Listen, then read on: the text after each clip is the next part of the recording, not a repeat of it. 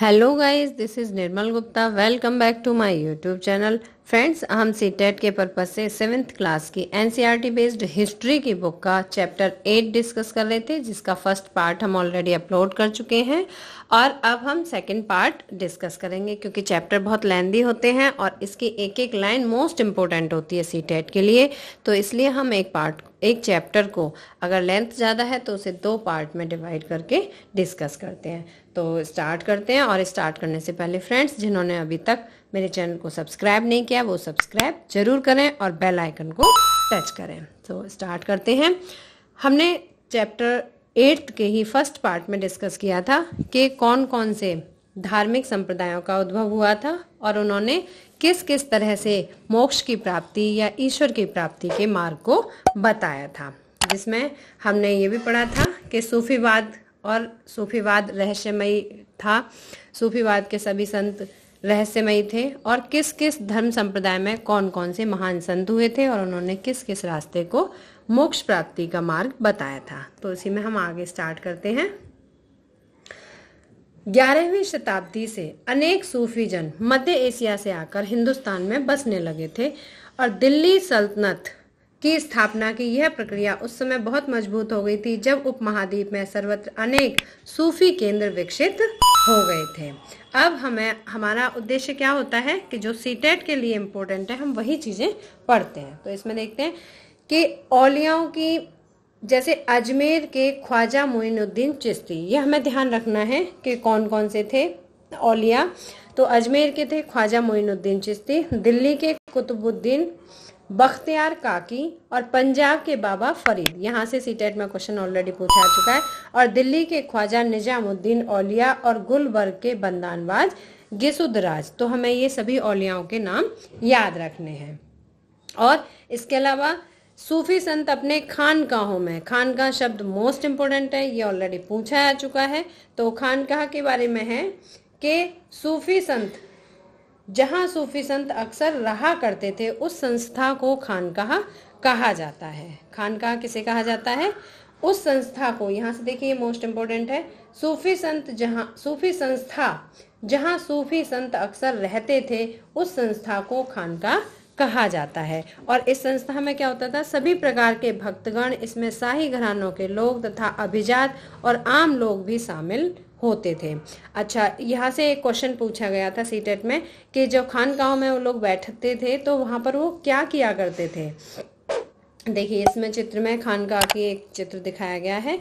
तो उसमें वो क्या करते थे कि आध्यात्मिक विषयों पर चर्चा करते थे। इसमें क्या किया जाता था? जो आध्यात्मिक विषय होते हैं उन पर चर्चा की जाती थी और अपनी दुनियादारी की समस्याओं को सुलझाने के लिए संतों से आशीर्वाद मांगते थे अथवा संगीत तथा नृत्य के जलसों में शामिल होकर चले जाते थे। तो यहाँ से ये मोस्ट इम्पोर्टेंट टॉपिक है जो सेट के लिए है। अब हम आगे चलते हैं। मालिक प्रभु की खोज। तो इसमें जो सबसे ज्यादा इम्पोर्टेंट है वो टॉपिक है जलालुद्दीन रूमी 13वीं सदी का महान सूफी शायर था। जो सीटेट के लिए इम्पोर्टेंट है, बस हम वही पढ़ेंगे। तो जलालुद्दीन रूमी के बारे में पूछा जाता है, वो किस सदी का था? 13वीं सदी का था और वो एक सूफी शायर था और वो ईरान का रहने वाला था। उसने फारसी में काव्य की रचना की थी। ये मोस्ट इम्पोर्टेंट है सीटेट के लिए। अब आगे चलते हैं। उत्तर भारत में धार्मिक बदलाव। उत्तर भारत में धार्मिक बदलाव, इसका इंपॉर्टेंट टॉपिक पढ़ते हैं। चैतन्य देव 16वीं शताब्दी के बंगाल के एक भक्ति संत थे। यह हमें याद रखना है। किस सदी के थे? 16वीं सदी के। कहाँ के रहने वाले थे? बंगाल के रहने वाले थे। ये भक्ति संत थे और इन्होंने राधा कृष्ण के प्रति निष्काम भक्ति भाव का उपदेश दिया था।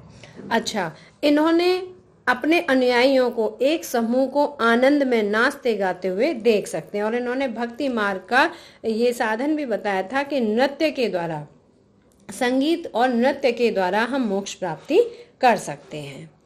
अब हम इसमें आगे चलते हैं।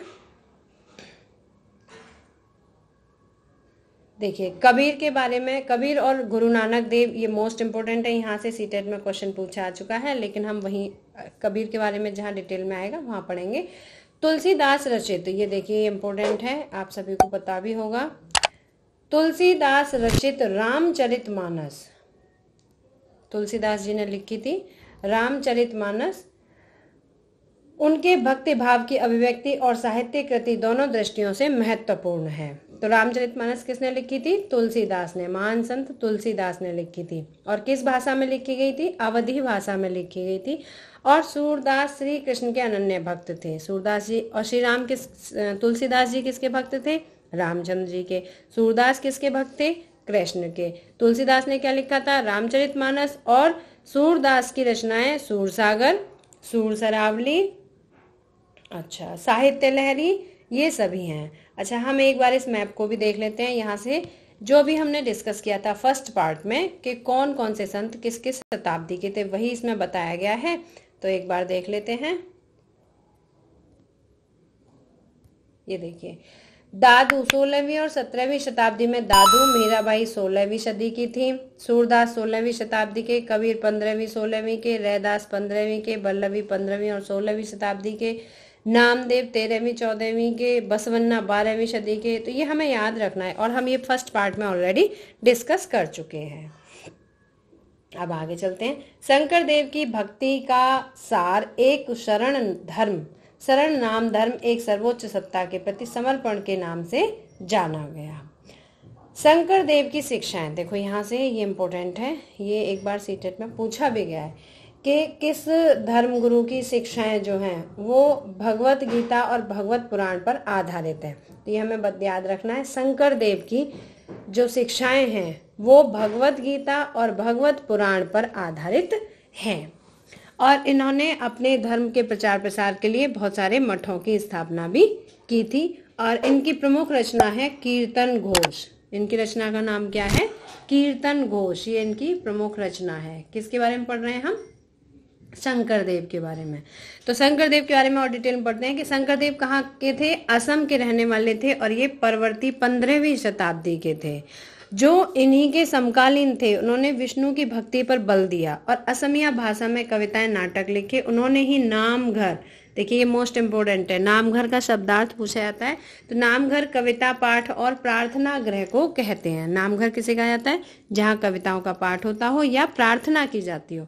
तो इन्होंने नामघर पद्धति को अपनाया था। किसने अपना चलाया था? शंकर देव ने। ये कहाँ के रहने वाले थे? असम के। तो ये हमें मोस्ट इम्पोर्टेंट टॉपिक है, याद रखना है। शंकर देव ने नामघर पद्धति को चलाया था। अच्छा, इस पद्धति में दादू दयाल, रविदास, मीराबाई जैसे संत भी शामिल हैं। अब जब ये सभी संत शामिल हैं तो ये हमें ध्यान रखना है कि ये किस सदी के हैं? 15वीं सदी के। मीराबाई के बारे में पढ़ते हैं। मीराबाई एक राजपूत राजकुमारी थी, एक राजपूत परिवार से थी। इनका विवाह 16वीं शताब्दी में मेवाड़ के एक राजसी घराने में हुआ था। मीराबाई रविदास जो कि अस्पृश्य जाति के माने जाते हैं, उनकी अनुयायी बनी थी। मीराबाई कौन थी? राजपूत थी। और रविदास कौन थे? अस्पृश्य, अछूत जाति के थे। तो उनकी वो अनुयायी बनी थी और वे कृष्ण के प्रति समर्पित थी। मीराबाई और रविदास किसके भक्त थे? कृष्ण के। इन्होंने अपने भक्ति भाव को कई भजनों में भी अभिव्यक्त किया है। इन्होंने अपने भगवान के भक्ति को, भगवान की प्राप्ति का माध्यम भजन कीर्तन ही बताया था। तो इससे हम अब आगे चलते हैं। जो इम्पोर्टेंट है बस वही पढ़ेंगे। यहाँ से देखिए, ये मोस्ट इम्पोर्टेंट है।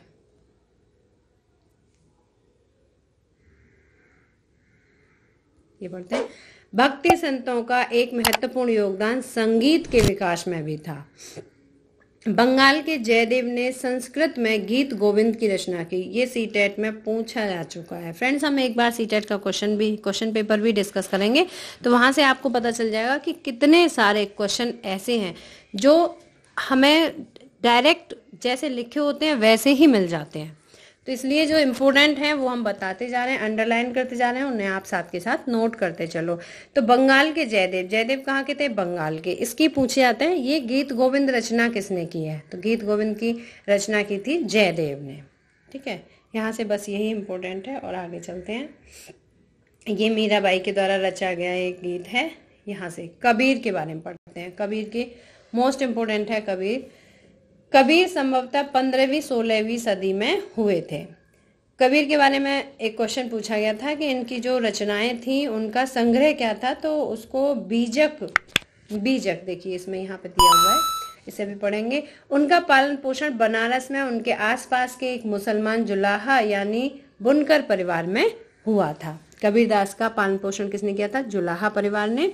और इनकी जो ये घुमंतु थे, इन्होंने अपनी साखियों और पदों, इन्होंने जो अपने विचारों की रचना की वो किसमें की थी? पहली बात, ये अनपढ़ थे तो इन्होंने कुछ नहीं लिखा, जो कुछ भी इनका लिखित है वो इनके शिष्यों के द्वारा लिखा गया था और वो साखी के रूप में और पदों के रूप में लिखा गया था। ये घुमंतु भजन गायकों द्वारा गाए जाते थे। इनमें से कुछ भजन गुरु ग्रंथ साहिब, पंचवाणी और बीजक में संग्रहित हैं। बीजक जो है वो पूरी तरह से कबीरदास की साखी और पदों की ही संकलन है।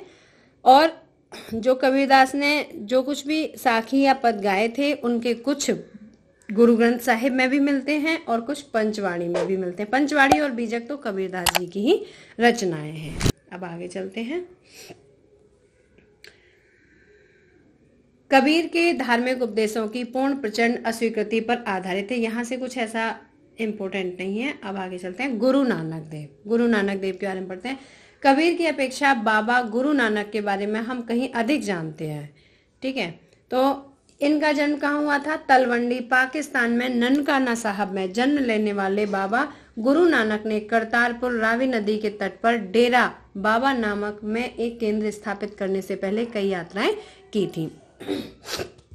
तो यहाँ तक क्या इम्पोर्टेंट था आया कि इनका जन्म तलवंडी में हुआ था। और तलवंडी कहाँ पर है? पाकिस्तान के ननकाना साहब में है। अच्छा, इन्होंने करतारपुर में, ये करतारपुर जगह है, यहाँ पर एक डेरा बाबा नामक एक केंद्र की स्थापना की थी। इन्होंने एक नियमित उपासना पद्धति अपनाई थी जिसके अंतर्गत उन्हीं के शब्द का मतलब क्या होता है? भजन। ये हमें याद रखना है। जो शब्द है, शब्द का अर्थ होता है भजन। उनके अनुयायी अपने अपने पहले धर्म या जाति अथवा लिंग भेद को नजरअंदाज करके एक सांझी रसोई, देखिए ये मोस्ट इम्पोर्टेंट है, सांझी रसोई में इकट्ठे खाते पीते थे। इसे लंगर कहा जाता था। यहाँ से ये हमें याद रखना है कि सांझी रसोई में एक साथ खाने को क्या कहा जाता है? लंगर कहा जाता है। बाबा गुरु नानक ने उपासना और धार्मिक कार्यों के लिए जो जगह नियुक्त की थी उसे धर्मशाल कहा जाता था। क्या कहा जाता था? धर्मशाल कहा जाता था। ये गुरु नानक देव से संबंधित ही कुछ शब्द हैं, ये हमें याद रखने हैं। कौन कौन से हैं? शब्द, भजन। शब्द को क्या कहा जाता है? भजन। सांझी रसोई, लंगर, धर्मशाल। और धर्मशाल आज इसे गुरुद्वारा कहा जाता है। धर्मशाल को ही हम क्या कहते हैं? गुरुद्वारा कहते हैं। 1539 में अपनी मृत्यु से पूर्व बाबा गुरु नानक ने एक अनुयायी को अपना उत्तराधिकारी चुन लिया था। इन्होंने अपना उत्तराधिकारी चुना था और ये हमें याद रखना है। उसका नाम क्या था? लहड़ा। उसका नाम लहड़ा था, लेकिन ये गुरु अंगद के नाम से जाने गए। इसका मतलब है कि गुरु नानक देव, इनके बाद जो इनके उत्तराधिकारी बने थे वो गुरु अंगद देव थे। इनका नाम बचपन का लहड़ा था। गुरु अंगद बाबा गुरु नानक के ही अंग माने गए, इन्हें उन्हीं का अंग माना गया। गुरु अंगद ने बाबा गुरु नानक की रचनाओं का संग्रह किया और उस संग्रह में अपनी कृतियां भी जोड़ दी। अब देखिए इन्होंने क्या किया था, एक अपनी लिपि की रचना की। ठीक है, उस लिपि को गुरुमुखी लिपि कहा जाता था। गुरु अंगद ने 3 उत्तराधिकारियों ने भी अपनी रचनाएं नानक के नाम से लिखी। गुरु अंगद के 3 उत्तराधिकारी थे, उन्होंने अपनी रचनाएं नानक के नाम से लिखी थी। इन सभी का संग्रह गुरु अर्जन ने 1604 में किया था। ये मोस्ट इम्पोर्टेंट है, हमें याद रखना है। इस संग्रह में शेख फरीद, संत कबीर, भगत नामदेव और गुरु तेग बहादुर जैसे सूफी संतों और गुरुओं की वाणी भी जोड़ दी गई थी।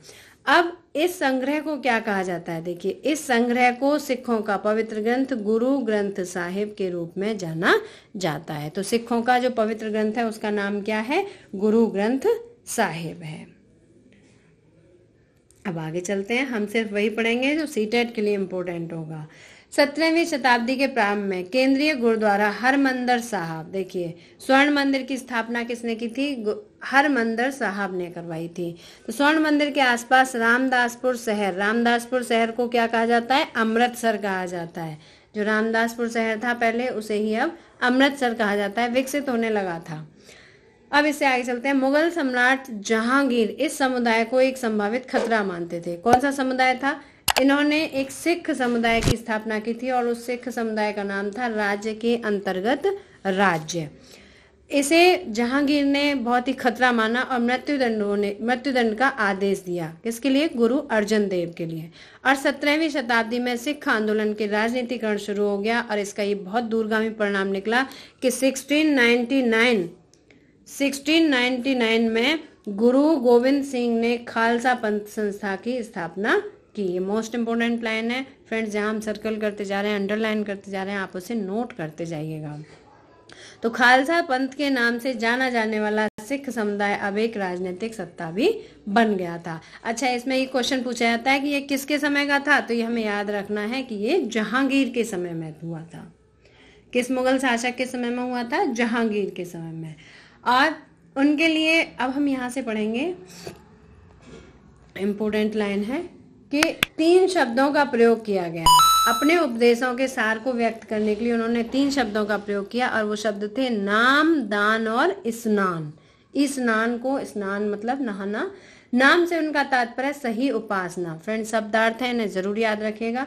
नाम से तात्पर्य सही उपासना और दान का तात्पर्य होता है दूसरों का भला करना और स्नान से तात्पर्य आचार विचार की पवित्रता। तो ये मोस्ट इंपोर्टेंट टॉपिक है, इन तीनों को शब्दार्थों को लिख लेना है और याद भी रखना है। आज उनके उपदेशों को नाम जपना, कीर्त करना और वंड छकना के रूप में याद किया जाता है। ये 3 उनके उपदेश हैं, ठीक है, ये मोस्ट इंपोर्टेंट है, ये पूछा जा सकता है। मार्टिन लूथर और धर्म सुधार, यहाँ से हम पढ़ते हैं 16वीं सदी का समय यूरोप में भी एक धार्मिक अंतरक्षोभ यानी उथल पुथल का काल था। तब ईसाई धर्म में अनेक परिवर्तन हुए। हम किस धर्म के बारे में पढ़ रहे हैं अब? ईसाई धर्म के बारे में, जिन्हें लाने वाले महत्वपूर्ण नेताओं में एक थे मार्टिन लूथर। मार्टिन लूथर, ये यहाँ पर है मार्टिन लूथर, ये ईसाई धर्म के नेता थे। लूथर ने महसूस किया कि रोमन कैथोलिक चर्च के अनेक आचार विचार बाइबल की शिक्षाओं के विरुद्ध जाते हैं। कैथोलिक चर्च जो थी उसका विरोध किया था ना, तभी तो एक प्रोटेस्टेंट धर्म का उदय हुआ था दोनों ही ईसाई धर्म में थे, लेकिन पहले कैथोलिक धर्म थी, फिर उसमें बहुत सारी बुराइयां आ गई थी। तो जो पोप थे उन्होंने बहुत सारे आडंबर करना शुरू कर दिया था, तो उसी का विरोध करने के लिए फिर एक प्रोटेस्टेंट धर्म को शुरू किया गया था। तो इसमें जो नेता थे वो थे मार्टिन लूथर।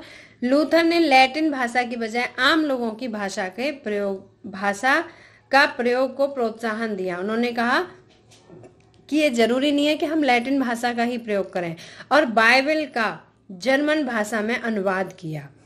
जर्मन भाषा में, किस भाषा में अनुवाद किया गया? जर्मन भाषा में। वे दंड मोचन की उस प्रथा के घोर विरोधी थे। दंड मोचन क्या था कि अगर कोई भी ईसाई धर्म को मानने वाला, उनमें एक पत्र बनवाए जाते थे, अगर वो पत्र महंगे से महंगे करते जा रहे थे पोप, तो उसे पत्र को खरीदने से क्या होता था, ये मान्यता थी जो लोग पत्र को खरीदेंगे उनको मोक्ष प्राप्ति होगी, और तो उसका कीमत बहुत अधिक बढ़ जाती थी। लोग मोक्ष पाने के लिए बहुत कड़ी मेहनत करके पैसा एकत्रित करते थे और फिर उस पत्र को खरीदते थे। तो ये सबसे बड़ी बुराई थी कैथोलिक धर्म की, तो उसका विरोध किया था।